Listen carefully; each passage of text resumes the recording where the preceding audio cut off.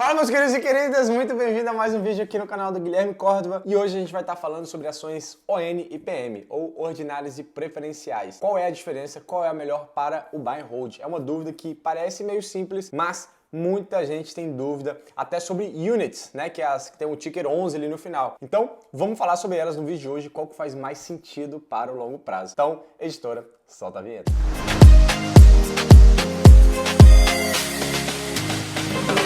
Para você que não me conhece, meu nome é Guilherme Córdova, eu sou consultor financeiro de um dos maiores bancos do mundo aqui no Canadá. E se você gosta desse conteúdo de mercado financeiro, tem um botãozinho vermelho aqui escrito ali, inscreva-se. Pode clicar lá, se inscrever aqui no canal, ativa o sininho também para você receber as últimas notificações aqui do canal. E então, galera, seguinte, diferença entre ações ordinárias e preferenciais, tá? Antes da gente entrar no conceito, vamos entender um pouquinho sobre o conceito das ordinárias e preferenciais, né? Elas representam, obviamente, uma fração do capital de uma empresa, tá? Então, basicamente, você tem ali, vamos colocar em números fáceis, né, de 100, vamos ver. A empresa, ela vai lá e tem 100 ações daquela empresa. Ela vai abrir 50 no mercado e você vai ter 50 ações de free float no mercado, tá? O que é o free float? Exatamente a quantidade de porcentagem de ação que ela está disposta no mercado, aberta no mercado ali, flutuando, né? O que significa float. Então, basicamente, quando você compra uma dessas ações, dessas milhares e milhares de ações que está no mercado, você se torna sócio dessa empresa, assim como qualquer outra pessoa, tá?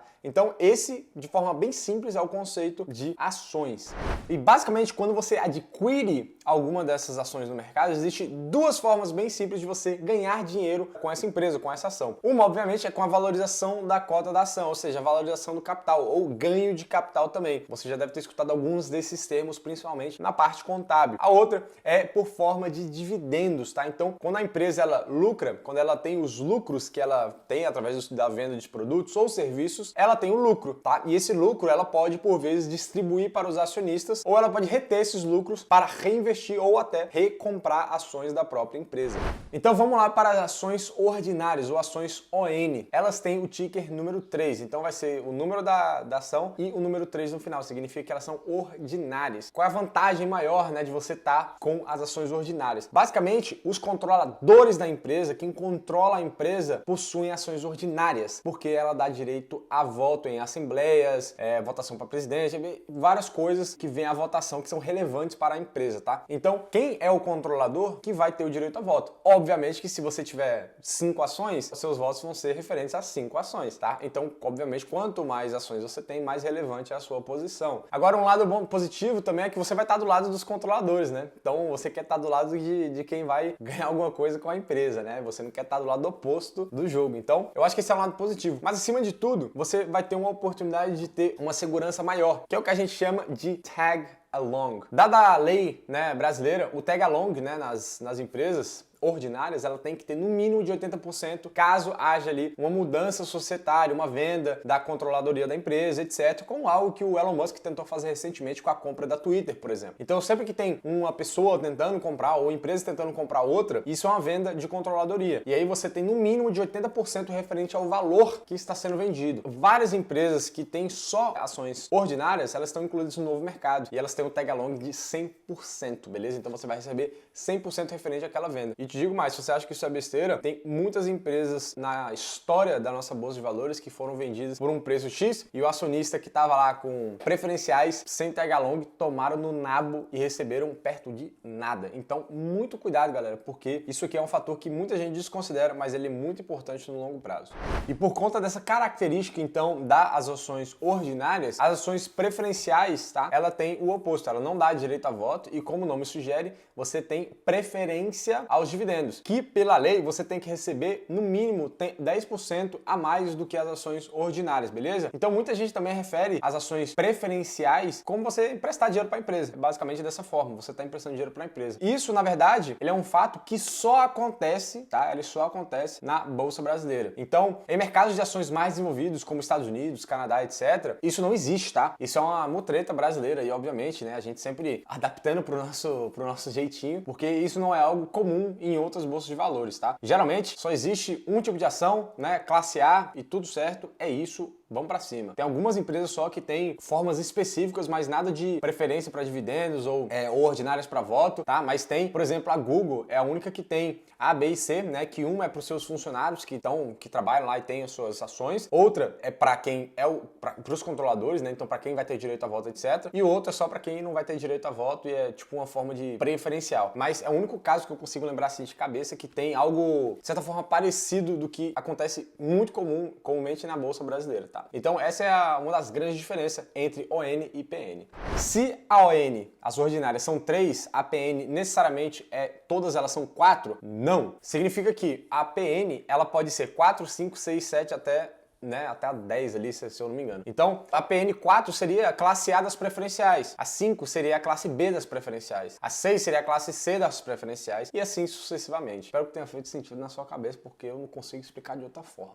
Agora, uma coisa que você quer levar em consideração quando você está investindo por longo prazo é justamente a liquidez, tá? Muitas das vezes, por conta do nosso estilo, do nosso mercado, né, como as coisas são no Brasil, muitas pessoas preferem a preferência dos dividendos, tá? Não ligam muito para essa segurança. Eu vejo muita gente investir em empresa, principalmente PN, só que tá lá, tag along mínimo, né? Requerido por lei, e a pessoa nem faz ideia do que é aquilo ali, tá? Então, por conta desses movimentos também, tem muitas empresas que elas, de propósito, colocam a PN, colocam toda a liquidez lá na PN, na preferencial, ou seja, ela começa a pagar muito mais dividendo na PN do que na ON, justamente para jogar a sardinhada toda para lá e fazer com que todo mundo, né, fique de fora ali, e eles fiquem lá com a controladoria, etc. E você tá emprestando, então, dinheiro para a empresa gratuita, vai. Mas essas são as grandes diferenças. Então, você quer ter uma empresa que tem uma liquidez interessante, porque quanto menor a liquidez, maior vai ser o spread, tá? O spread é justamente entre compra e venda, aquele valor aí que a gente chama de spread bancário também, tem, né, nas casas de câmbio, o valor que você compra, o valor que a empresa de câmbio tá comprando, aquela diferença que é o lucro dele, que é o spread da empresa, tá? Então, quando a gente tá falando de liquidez, é importante lembrar disso aqui também. Tem várias empresas também que jogam tudo para unit, né? Cria unit, que é um combo das duas, né? Tipo, uma para 3, ou seja, é uma ordinária para 3 preferenciais, uma para 5. Então, geralmente tem essas proporções assim, tá? E acaba jogando então toda a liquidez lá para unit, e aí quem tem ações ordinárias, por exemplo, e até preferenciais também, acaba ficando sem liquidez nenhuma, então você não consegue simplesmente negociar, e tem várias empresas que simplesmente não tem negociação. Então se você tem ações ordinárias ou preferenciais nesses casos, muitas das vezes você não consegue nem vender aquela ação de tão baixa liquidez que é, até porque o nosso mercado brasileiro também já é muito pouco líquido, né? Então tem esse caso que você deve considerar. Um ponto importante de mencionar são os segmentos de listagem, tá? Existe nível 1, 2, 3, novo mercado, tá? Então, empresas de novo mercado só existem ações ordinárias, que é mais ou menos o que a gente vê nos Estados Unidos, tá? Então, as ações que tem de novo mercado, elas só têm ações ordinárias e 100% de tag along. E as ações que estão no novo mercado, eu vou listar para vocês aqui algumas das características das ações de novo mercado, para com que faça mais sentido, porque são diversas as vantagens de empresas de novo mercado e, obviamente, isso vem com custo. Por isso que não todas as empresas, elas estão dispostas a ir para o novo mercado também, mas boa parte das empresas não querem ir para o novo mercado de safadeza, né? Porque os controladores, quem tá lá na diretoria e tal, não quer fazer toda essa mutreta, não quer ter mais gasto com auditoria, não quer ter mais gasto com outras coisas, com compliance, etc. Então os caras querem deixar daquele jeito ali, fica tudo certo, papapá, tamo de boa, e é isso. Obviamente também que tem outros custos, né? Toda empresa que tem grana para arcar com mais custo, tá? Porque como vocês vão ver aqui, são vários outros requerimentos, então você precisa ter mais gente, mais pessoal, e isso, querendo ou não, é mais custo para a empresa, tá? A primeira parte interessante é em caso de alienação das ações, né? Em caso de venda da empresa, você, com o tag along de 100%, você vai receber a mesma grana que o controlador majoritário está recebendo também. Então, basicamente, vamos sintetizar aí o exemplo do Elon Musk com o Twitter. Ele comprou a mercado, né? Ali 9,2% das ações a 45, 46. E ele ofereceu para o Twitter comprar todas as ações, 100% das ações, se eu não me engano foi por 54, 55 por ação, totalizando ali um valor X. Então quando a gente fala de você ter o tag along de 100%, seria, caso os controladores majoritários aceitassem essa oferta, todo mundo, os minoritários, iriam ser vendidos também por essa ação. Então, se ele estivesse oferecendo 55 por ação, você iria receber 55 por ação. Então você multiplica pelas ações que você tem, é o valor que você vai receber também. Ou seja, se ele oferece 60 por ação, você vai receber 60 60 por ação. Então você não vai ser danificado, né? Você não tem prejuízo nessa negociação. Caso não tenha o 100% de tag along, se ele oferece ali $60 por ação, você vai receber, vamos dizer que tem tag along de 80%, você vai receber 80% de 60 por ação, que vai ser mais ou menos ali 50 alguma coisa, tá? Então vai ter um 20% de desconto para o que você vai receber, e isso não é bacana. Outra coisa interessante que aí começa um custo absurdo, tá? Instalação de auditoria interna, função de compliance e comitê de auditoria, estatutário ou não estatutário. Isso aqui é um custo muito alto para as empresas. Outros fatores também, vocês vão ver aqui na lista, aumenta demais, tá? O custo da empresa. O terceiro ali, em caso de saída da empresa do novo mercado, realização de ofertas públicas de aquisições de ações, OPA, por um valor justo. OPA, eu estava explicando aqui agora para a nossa queridíssima diretora, né? O OPA é o processo de saída da empresa, é o oposto do IPO, né? O IPO, ele é o processo de entrada na bolsa de valores. O OPA, então, ele está saindo. No caso do Twitter, por exemplo, se o Elon Musk conseguisse comprar todas as ações, se as pessoas aceitassem a oferta do Elon Musk, iria ter um OPA, tá? Nas ações do Twitter, e o Twitter seria deslistado da bolsa americana. Agora a questão é que, caso ela tente sair do novo mercado, 1/3 dos titulares das ações deve aceitar essa proposta de saída do novo mercado. Então aqui vocês podem ver quão importante é as ações ordinárias, tá? Porque as ações ordinárias, os controladores que decidem esse tipo de coisa. Como vocês podem ver, 1/3 das ações ordinárias que vão decidir. Se você tem preferenciais, você não consegue decidir esse tipo de coisa. Então se você tem preferencial, você não consegue votar para entrar no novo mercado. E para sair, você não vai votar também porque não tem preferencial, né? Só tem ordinária. Ordinária.